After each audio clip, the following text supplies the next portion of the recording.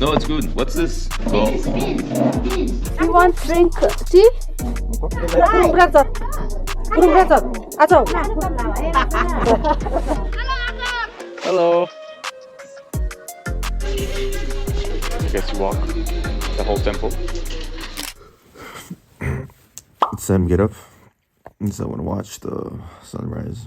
It's insanely cold. It was very hard to sleep last night. Right now I have 2 blankets on me, and I'm literally wearing all my clothes. I'm wearing my base layers, sweatpants, sweater, t-shirt, trekking pants, bubbly jacket, like literally everything I have.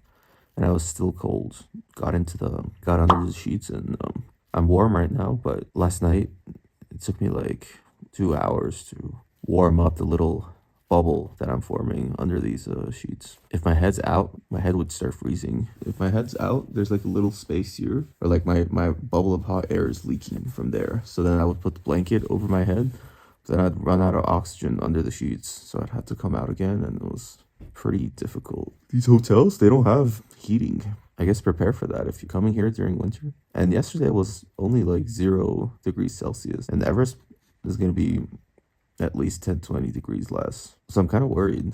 Maybe I should buy more stuff here. But yeah, I'll see. Let's go see Annapurna. Alright, it's time for breakfast. Beeps! Beeps made this beautiful breakfast. And mommy, we can't communicate with mom, but Beeps knows a little English. This is the classic Nepalese tea. I like mine a little less spicy. And this is a traditional gurung breakfast. Very nice, very nice. Wonder why they cut like this. If you don't cut there, then maybe the middle doesn't cook. But if you cut here, then you give access. So you see like, it's kind of all even thickness everywhere. And what is this, like soup of vegetables? A little spicy, a little curry flavor. Very good. No, it's good. What's this? Called? Beans. Beans. Firstly, I would gurung bread and put in. Yes. So we do this. Take a little bread, kind of open it up, put the stuff in. It's actually really good. I like it. Early morning in the village. I don't really have a plan for today. Can't decide. There's like a hot spring nearby. Might go there. Now we're just gonna take a walk around the village with the Vips. Maybe she'll show me some cool parts of the village. That's the school. It was dark yesterday. It's like 10 minutes until the kids come out. I kind of want to see them. But Bips can't be ready. Waiting for her. There's a helipad there too, I can see. Probably for like emergencies. Alright, it turns out, I thought you could see it in the mornings. That's what they told me. But mom that lives here, she says maybe like 10 or 11 you can see it. Perhaps that's when like the sun will start burning off the fog. Guess I woke up early for no reason. So now you can kind of see the peak there. Yep, there. You can see the peak there also. If these clouds get out of the way, the sky's actually clear. Yeah. It's so cold. This is my camera. So where are we going? Walking. Okay. That went. Yes.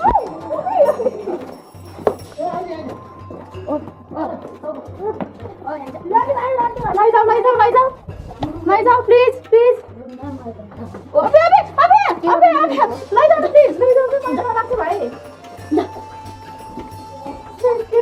I see him. My grandmother. Oh, really? Yeah. Namaste. Let's see, Gordon Museum. Maybe this is like yak wool or something. Tough hair, like buffalo maybe. Yeah, so just like old tools that these people used. Made from sheep wool. Yeah, I mean, pretty straightforward. Oh, Grandma. Where from? America? America. Maybe we will see Annapurna. Looking less and less likely. Take it. Thank you. Bye. Souvenir. Bye. Bye.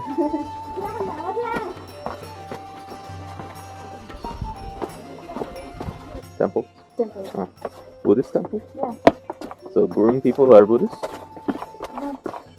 everyone. Oh. So what is other people? Hindu. Hindu and Buddhist? That's it. That's the whole entire school of the village. And the kids were telling me yesterday there's a village over there too. The kids walk like an hour, maybe more, to come to school here.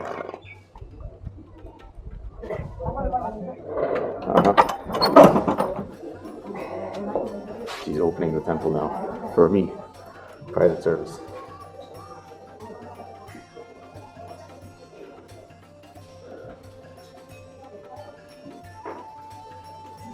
Time for personal spiritual journey. Goodbye. Say you're a kid here, born in Ghandruk village, and you come to this temple. What do you think? Every day, maybe once a week. What would your life be like? You do this, and you spin this.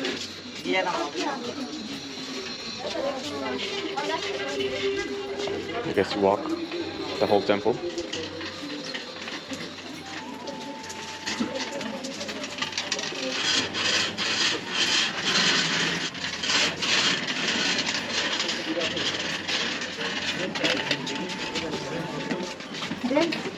You do?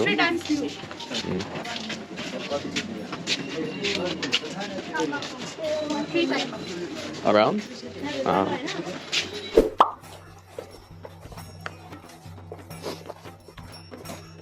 Mr. Buffalo. How are you?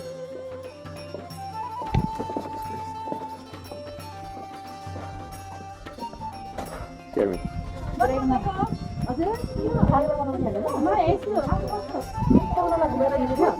Huh? Oh, mommy.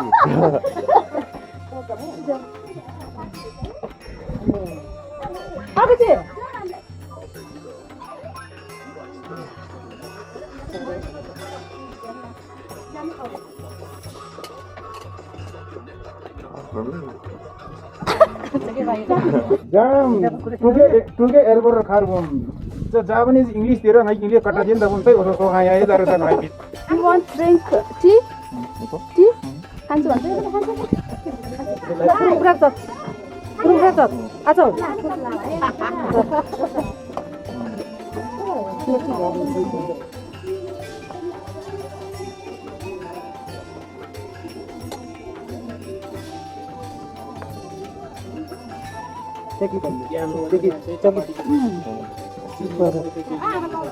Most welcome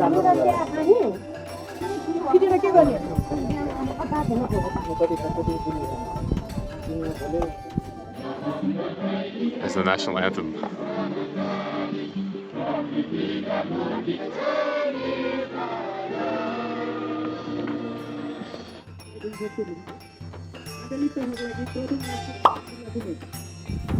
It's very hard to describe this place, but it's very moving, you know? Like, life is very simple here. It's very difficult also, but it's simple. And I think that just that simple life makes you something. It makes you, like, I don't know, like, feel at peace, I guess. It's hard to describe, like, the feelings that you would get at a place like this. I guess what I can say is I would recommend everyone to just go to any village. It doesn't have to be Ghandruk village in Nepal.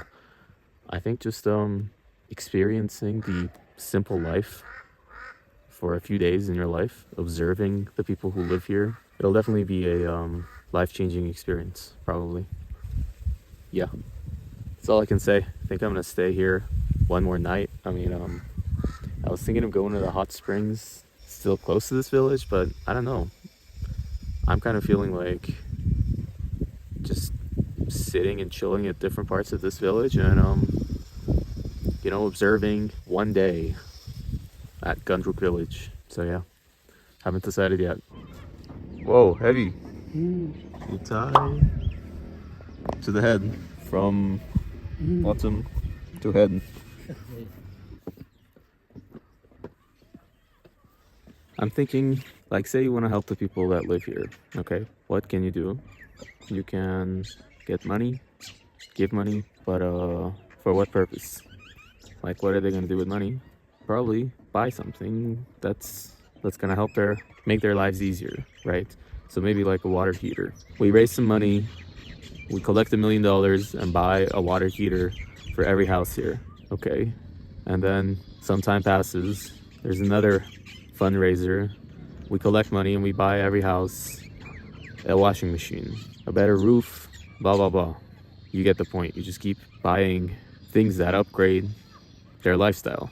But then this place just stops being Ghandruk. Like, it just becomes another modernized place. So then, like, what's the right thing to do?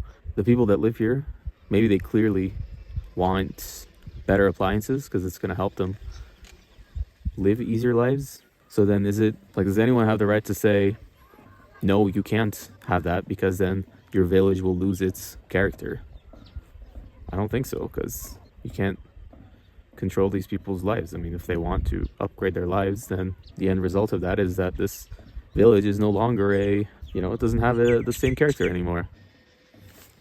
I don't know. So I think I found the answer to my previous question, which is this village makes a lot of money from homestays, which is essentially this village capitalizing on its value as an old village with character, So there's always a balance there's always a trade-off between the people who live here can modernize their lives, maybe like buy appliances that make it easier to live, upgrade the look, the material of their houses to more modern stuff. So like they're always incentivized to do that because it makes their lives easier, but they're also disincentivized to do that because they're also making a lot of money from like the character of this village, and they would be losing that if they modernized their village. So I guess that's what keeps this village. It always stays at that equilibrium rate, whatever the fight between how much people that live here want to modernize their lives and how much money they want to make from capitalizing on the old character of their village. In the end, it's up to them, I guess. But in a sense, the market is forcing them to not upgrade their lives as fast as possible. Well, not forcing them, but it's offering them money not to do so. But then they like that money and they can use that money for other things that they like. So I guess it all works out at the end. Yeah, it's interesting.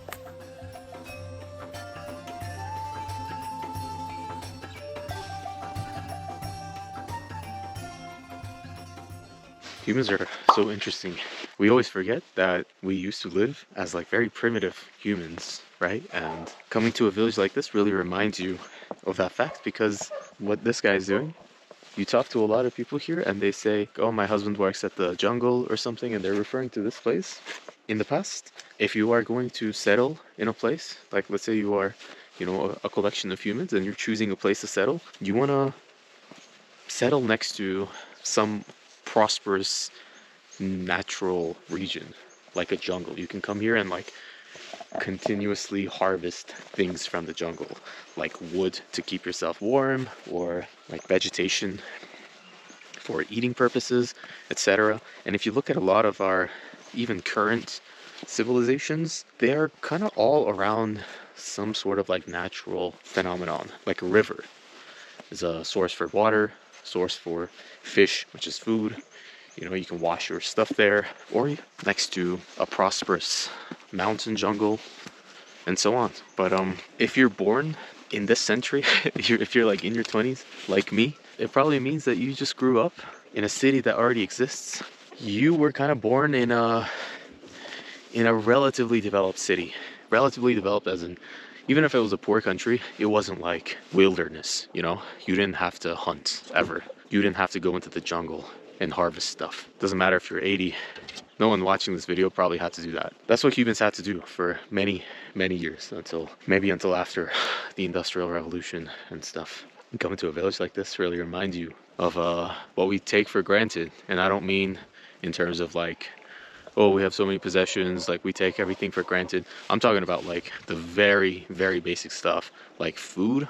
Even food was a scarce resource not that long ago, a couple hundred years ago. Before the Industrial Revolution, I think like 98% of the people worked in farms. So almost our entire population, our entire human power was dedicated to feeding ourselves, like eating food. And that's just 100 years ago. So in conclusion, what am I saying? It's just interesting to see where humans came from, where we are now. Is that it? Or is there another conclusion? Yeah, and the other conclusion is that, like, if you look at your current city, I don't know, maybe you can tell me in the comments where you live, if what I'm saying is true. If you actually have some sort of like river where you live, some sort of a prosperous natural artifact where you live, I feel like it's true. I mean, in the end, when we were nomadic humans walking, roaming the earth, what made us decide to settle at a certain place? Probably the fact that that specific location was really prosperous, and that's what happened to become a city. Makes sense. Should we go this way or that way? Harvested from the jungle itself. These houses kind of look like the hidden village that I was seeing. It kind of looks like the same color. Should we call this like Ghandruk gray? I think that's a good name. If you want to patent this color, Ghandruk gray, the color of the hidden village. This stone. This is stone for a roof. I know stone, once you heat it up, keeps a lot of heat, but how good is it at keeping heat out? I'm not sure, but if they make their roofs out of that material, probably. So to keep the heat out, it needs to be like not thermally conductive, and to hold good heat, it needs to have high heat capacitance, and those are two different numbers, two different material constants. So when I go home, I'll check and see. Maybe I'll switch to 360 because it's a immersive experience. Found a very nice place, pretty much at the top of this village. So I'm just gonna have a beer here. Maybe talk to the owner. You have this hotel? 400. Okay. Okay, that's good. Thank you. Thank you, sir. Okay, see you in America. All right, thank you. Okay. Have a good day. Yeah. Walking through Ghandruk village. Yes, that's the hidden village. I was right. It's the hidden village. Gray. Ghandruk gray. Patented color. Fortunately, a little hazy. But the old man thinks maybe tomorrow clears up. And the old men are always right. The old man told me, like, he has a couple mules and he charges 50 rupees to rent the mule per trip. It's about like $3 if you need to carry some stones, do one trip per mule per trip. So let's say $10 a day, maybe half the time you rent it out. Let's say 150 days a year, so 1,500, 1.5K a year from mule. I don't think a mule should be more than 1,000. Old man was also telling me that a lot of young people are leaving Nepal. I'm thinking, like, can you really blame them in this age of social media, showing them how different life is in other countries? When I came here, I did really glorify, romanticize the village life. And I said, yeah, it's because, like, I'm looking for genuine connection and love and human bonds and, you know, I guess what the village kind of looks like to outsiders. The more and more time I spend here and more I talk to people, I'm realizing that life here is pretty hard also. What the old man was saying, I mean, on top of my experience yesterday with the super cold sleeping situation, what the guy is saying is, like, in the end, everything is imported here. This is how economies work, right? There's stuff that you can produce internally, but then you need to get stuff from outside. And the stuff you need to get from outside, you need to pay. For example, like, they don't make this in the village. This concrete, they probably don't make this in the village too. So, yeah, they have a lot of stuff to sustain themselves, but they also need a lot of stuff from outside the village. And they need a lot of money to buy those things. And they themselves, the stuff that they produce, doesn't sell for that much. Corn, rice, doesn't sell for that much. Which means they need to work a lot of human hours in order to buy these externally produced things, which makes life difficult here. And the question is, like, well, do you need all these, like, externally produced stuff? But you still need a fence, you need a water heater, you need minimal electrical appliances. Even if you keep your consumerism to a minimum, you're still going to need these stuff that a village economy can't produce, that you kind of need an industrial city economy for all of that stuff is gonna cost you a lot of human working hours, which means life in the village is pretty difficult. For example, if you fall, you break an arm, scrape yourself and get a wound and it gets infected, all those stuff you can't make in the village, right?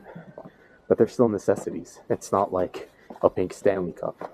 Nothing is free, right? So that means you're gonna have to produce something and trade it to buy that antibiotic or whatever. But what you produce is rice, corn. It's not that expensive. So then you have to make a lot of it to buy a simple antibiotic. Which also means the cheaper the antibiotic is, the better for you. The only reason to get the medicine and all that stuff to be cheap is to make it more industrialized, make the factories more efficient, and so on. AKA, make it more capitalist. These kids, they just got out of school, and I'm kind of like at the extremity of Ghandruk village. There's another village there. They're walking from their school to that village for about an hour, hour and a half every day to go to school. You know, it's nature. Kind of like how all our fathers and grandfathers would walk in 2 meters of snow, uphill both ways. Hello. Oh, my friends from yesterday. Yes. How are you? High five. Oh. How was you play football today? Yes. Yeah. I saw you guys at 9. You did the national anthem and everything. This way? Let's go. Turns out I'm wrong. They do live in this village. Mr. Buffalo. Well, I assumed they would go that way. Turns out they're going the same way as me. What are the chances? Guys that showed me around yesterday, little kids, they're here. Blog. Yes. What's your name? My name is Sabin Guru. Sabin Gurung. Yes. Yes. Sabin Gurung. Yes. Like Gurung people. Yes. Wow. The OG Gurung. Oh shit. Hello. Can you open? Yes. Can I? Yeah. Open? What? Nice. Yeah, it's nice. Air is nice. Thank you. Nice cut. God, thanks. I got in Pokhara. Oh. Yeah. All right. Go home or no? Yeah. Let's go. Let's go. School was good today? What did you learn? Everything. Everything? Yes. What are you going to do tomorrow? No. You know everything today? Alright. Came to Hidden Village again. Kids are going that way probably, right? Yeah, because I remember that's where I went yesterday. That's where the kids live. Getting tired. A little oxygen also. Well, not so little. I mean, we're at 2,000 meters, so let's see. A goat. Oh, that's my bros. What's this? This. Yes. This seed is eating. For goats? Yeah. Goat food. Chocolate? You want chocolate? Come, take me to markets. I get you chocolate. 10 rupees. 10 rupees? Chocolate is 10 rupees? Yeah, I give you 10 rupees. Chocolate. This way is 50-50. Yeah. Let's go this way.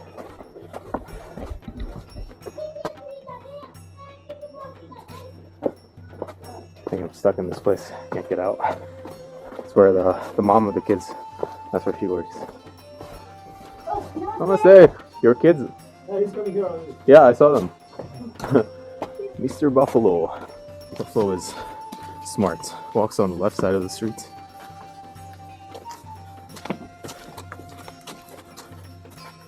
Oh, Buffalo's afraid of me. What the fuck does he have in his asshole?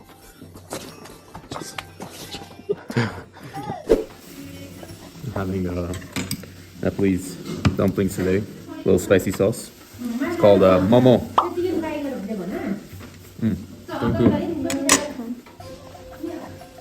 And hot water. Too hot. It's good. Oh yeah. Yeah? Okay. What's this called? They will feed me till the point of explosion.